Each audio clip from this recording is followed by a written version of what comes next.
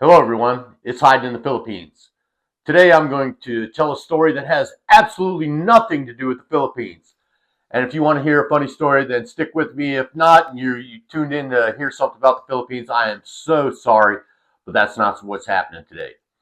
Okay, today's story that I want to talk about was actually a crime that was committed and blamed on me that I actually had nothing to do with. I was an innocent bystander and was the victim of a heinous crime. Okay, I'm going to try and set this up for you the best I can. I hope you enjoy it. So here it goes. Well, it was I was in my probably late 20s. You know, I had my kids. They were small and they drank milk every day.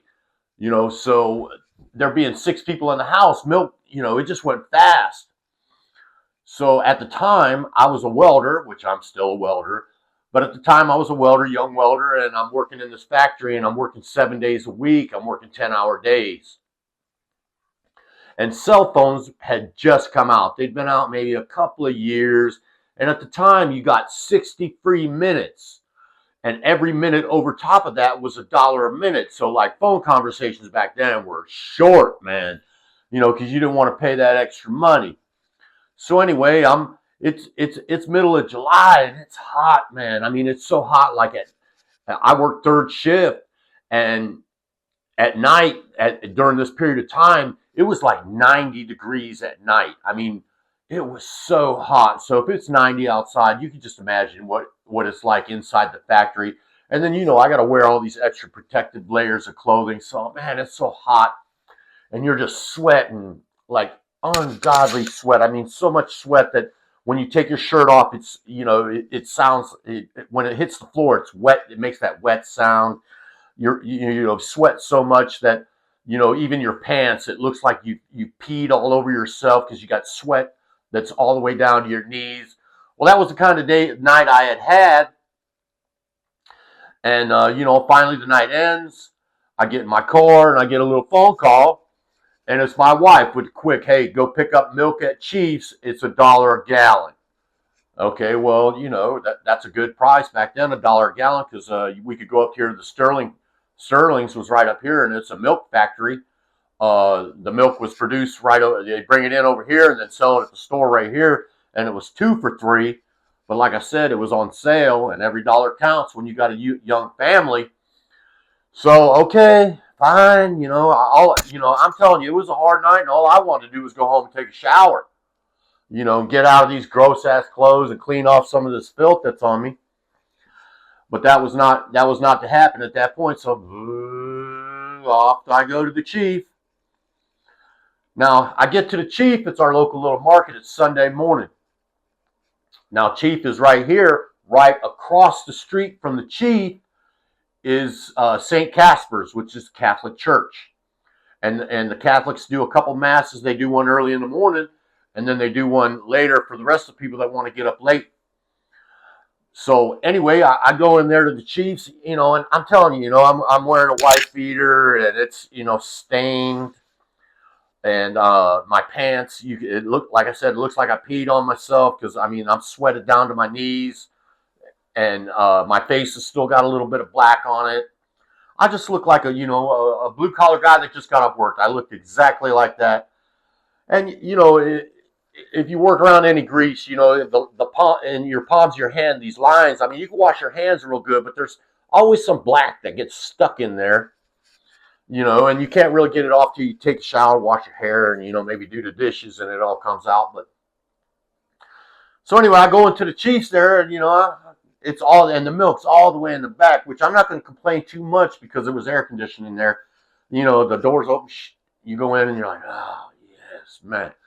So anyway, I truck it all the way back to the back corner there where the milk's at.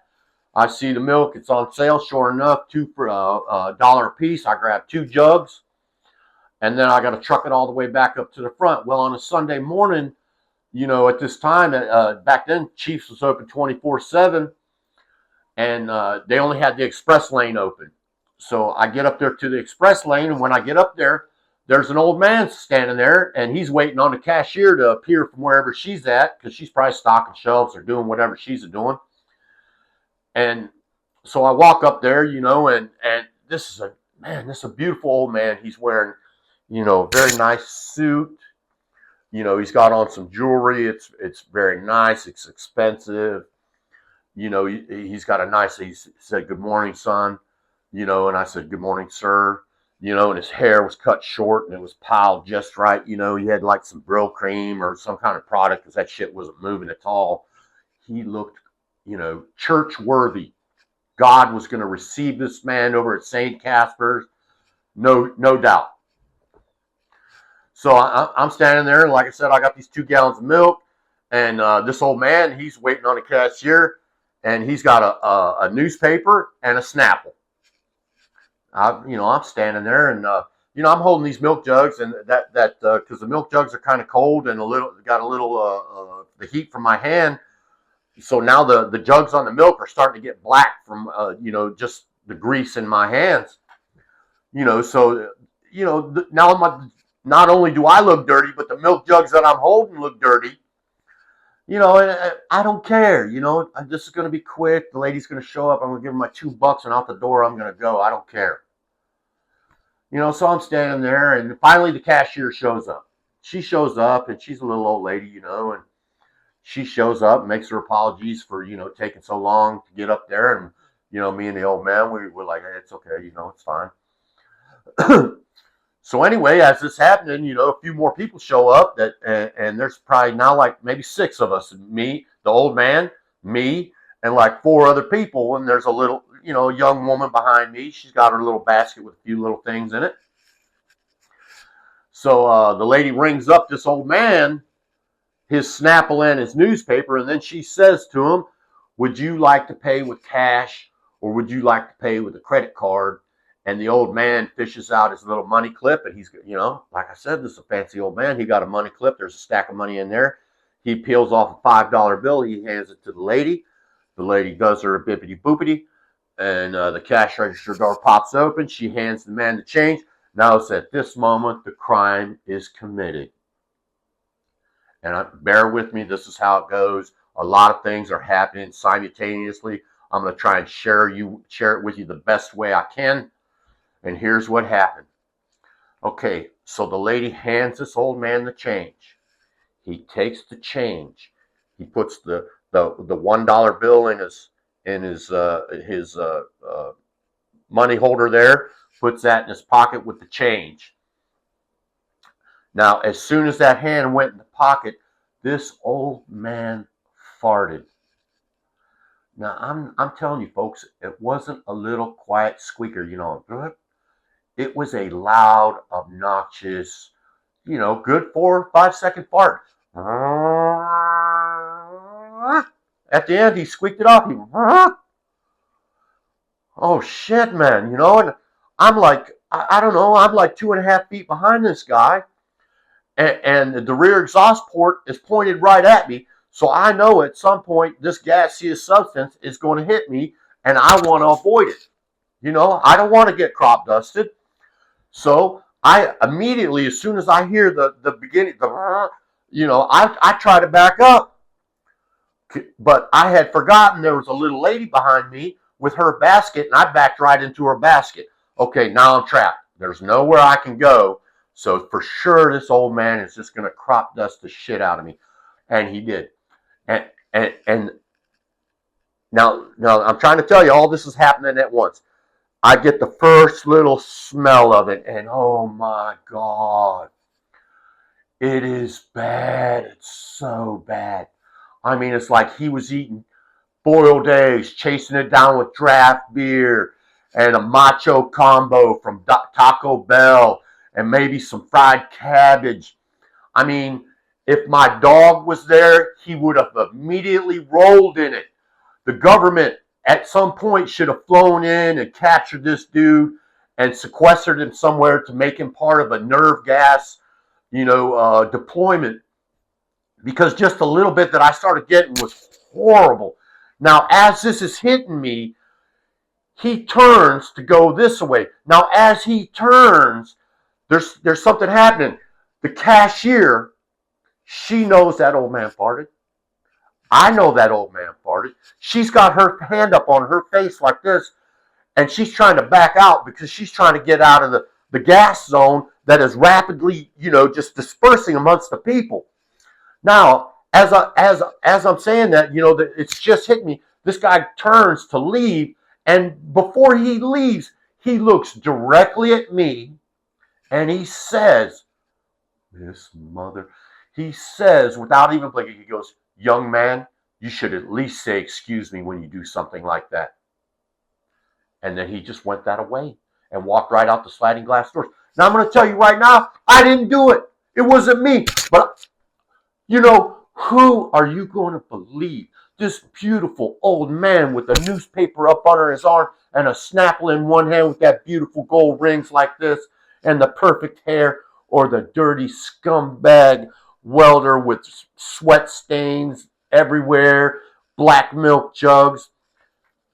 This dirty, rotten SOB, he got me. I'm talking to you, he did me dirty. 100% did me dirty. Now, as he said that, like I said, he said that, and I had already got a whiff. The cashier got a whiff, and it went around me. Now, at this point, I'm totally engulfed. It is so bad. It is bad. He held that sucker. He held it. He knew. He planned it. It was a plan. And he was good, and I was the perfect victim. Now, this gaseous substance went around me and hit the girl behind me. And I heard her. She went, "Oh, my God." Okay, it went around her, and now there's more people in line. We've added, more people are in the line, and this gas just keeps on creeping that way. And the next person in line is like, "Oh, my God, what is that?" And like I said, and the man up here, he'd already blamed it on me. So now everybody is blaming this rancid, obnoxious, gaseous cloud that's permeating the air and just disrupting all the flow of natural air. He's killing us all. I mean, flowers are dying, and so I'm like, oh my God, and I don't know what to do because I know there's no way I can explain my way out of this situation. And I'm really left speechless. I don't want to open my mouth because I don't want any of it to get in my mouth. So luckily I had my $2 right there, and I threw it on the thing, and the lady she just looked at me and she was laughing a little bit. Her hand was over her mouth, but you could see the smile lines on her face, and I was like, I just laid that money around, and I went around the next aisle and went out this way, and then went that way and went out this door. But I mean, I could hear people the entire time complaining and blaming it on me. And this old man just walked out, went and got in his nice little Buick and drove over to St. Casper's. And, he had a smile on his face. He had to have got a smile on his face because he had just gotten away with the perfect adult crime. And to this day, I'm sure when these people see me, they've never forgotten about it. I don't know who was behind me, but I know, whenever these people I still live in a small town, they'll be like, "There's that dirty SOB. There he is right there. That son of a bitch that crop dusted us all." My child had to go to the emergency room. They had to put him on a ventilator because it was so bad. Anyway, that's my horrible old man did me dirty. And I'm going to tell you, at some point in the future, I'm 60 now, but at some point, I am going to return this favor. I'm going to get me somebody with the exact same method. I don't know where, I don't know when, and I don't know how. But there's got to be some payback for this, man. I have to be avenged.